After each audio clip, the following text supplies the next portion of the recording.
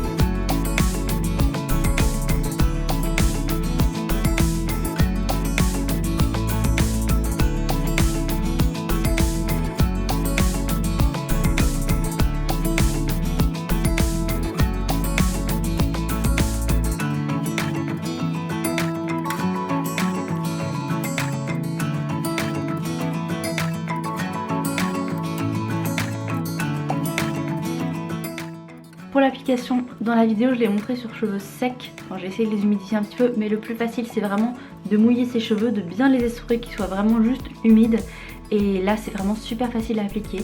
Je vous conseille quand même de mettre des gants parce que ça, le rapontique surtout colore les doigts en jaune, donc ce serait dommage.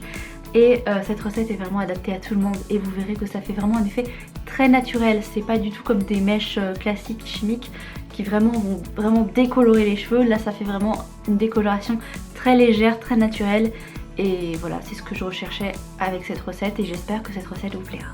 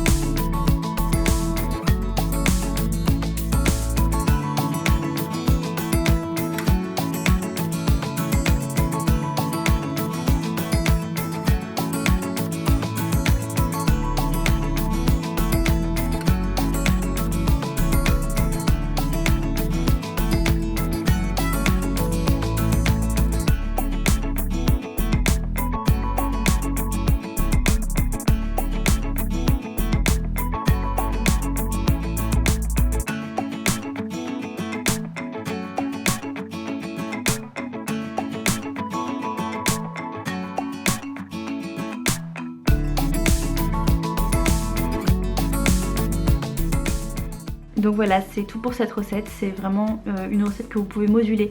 Donc je vous conseille de laisser poser déjà 20 minutes pour une première fois. Et si jamais le résultat n'est pas assez intense par rapport à ce que vous souhaitez, vous pouvez faire d'autres applications.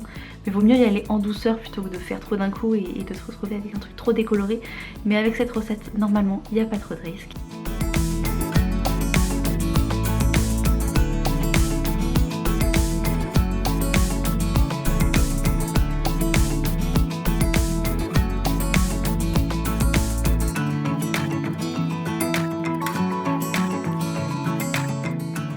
Donc voilà, j'espère que cette recette vous aura plu puisque c'est quelque chose que j'avais pas du tout trouvé déjà sur internet.